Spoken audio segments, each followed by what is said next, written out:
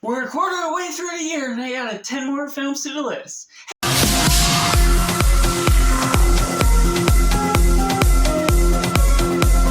everyone, welcome to the segment where we focus on film, and today I'm going to be ranking all 10 March 2023 movies from my least favorite to my favorite.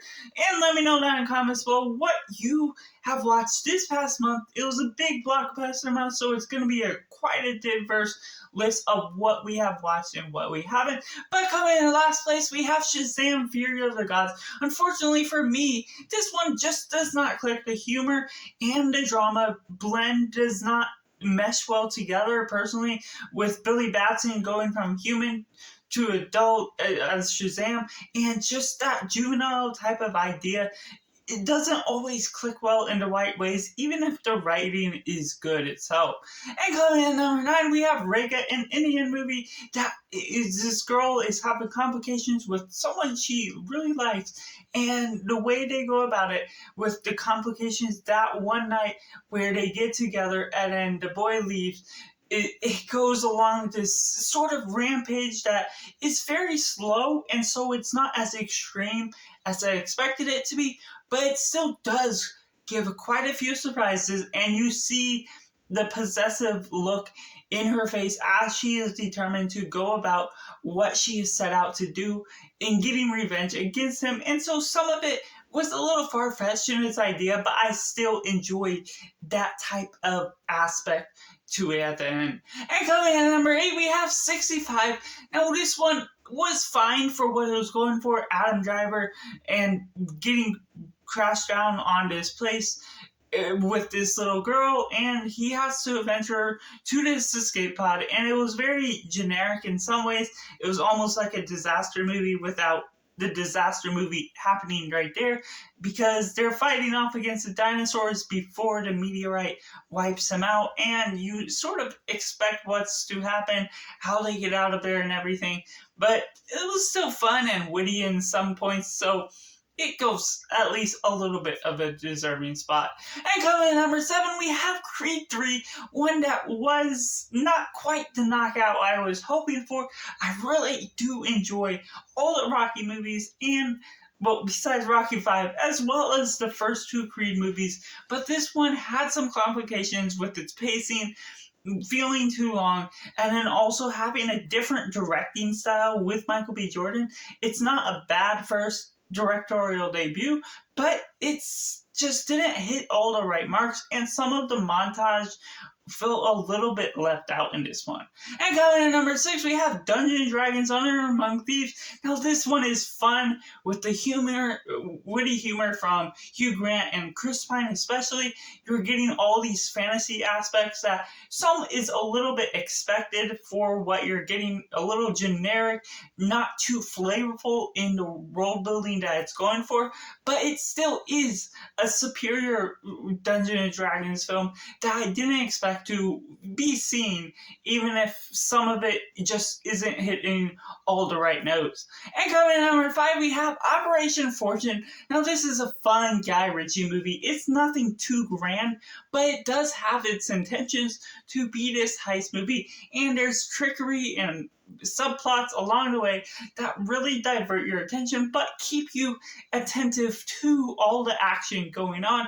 Again, another movie with Hugh Grant, and we also get Jason Statham that actually had a really good spotlight on this one that I just highly enjoyed. All the charisma and all of the ideas they're going about, even if it is just a schlocky, fun action movie. And coming in at number 4, we have Chorne called Kate Baga. I hope I'm pronouncing that right. Another Hindi movie that I just really enjoyed from this film. The premise sounded rather generic with this plane heist that they're going up against, and then things go wrong within the heist itself. And so the way it goes about that is what I expected for the period of the runtime, and in some of the flashbacks felt a little unnecessary.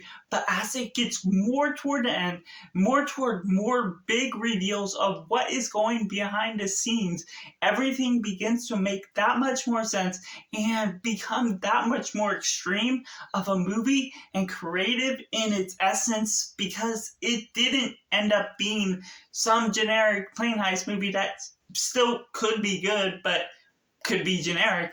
It just became that much better because of the relationships built within this movie and how they explain things and complications that go wrong between this love interest, and just how that works out with the culture of India. And coming in number 3, we have Scream 6. Now this one, unlike Creed 3, I was not looking forward to, and yet I loved it, unlike Creed 3. And so what the bloody kills was just really good.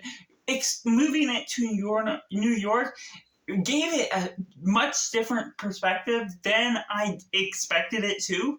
And some of the villains, the way they reveal it is just really good. Of course, there's the villain monologue that always feels out of place in some sense of realism, but it's still giving it that franchise feeling. I do really highly enjoy what this film had to offer, even if I'm not really begging them to keep making these movies, because I'm feeling it's fine as it is and still wanting to make and see some new original ideas from horror movies or movies in general. But overall, I just really enjoyed the cast a lot more than Scream 5. And coming in number 2, we have His Only Son. And it was a last minute watch I highly enjoyed. Of course, for being a Christian myself, it was good to see this perspective. I wasn't expecting too much because some Christian movies can be a little off, antagonizing atheists or other people in the world when we are all flawed. But this one particularly had Abraham and Isaac telling that story and telling it with a sense of passion, as you could see through the cinematography, the acting, the subtle gestures that showed the hints to what they were truly feeling. And so I think this was a great piece of art that it was really going down to the nitty-gritty details in order to make it one of the better movies that it really could be set out to be. And so that leaves at number 1, John Wick Chapter 4. This one, I wasn't sure what to expect, but it exceeded my expectations, and I got a ranking here on the channel that I just really was blown away by how well it tackled that 3-hour runtime. And while I do say I feel the runtime, it's not in a sour note to where everything is extra slow, everything doesn't feel deserved to be there. There are many parts that just really carry on the film, the action, the excitement of Baba Yaga, and the way they go about that. And even though there's some suspension of disbelief throughout the film with how well John Wick survives certain falls or circumstances that the villains do not, it just, I sort of expect that from the franchise, and going about that, I still highly enjoyed how well it tackled everything, including that over 30-minute final fight. So that's just my ranking of all 10 March 2023 movies I saw ranked. And let me know that in comments below. What movies have you seen? What's your favorite and least favorite of last month? And we're going to be getting into April, another great month for movies. So let's go and make sure to like this video, subscribe, and check out other videos on end screen now.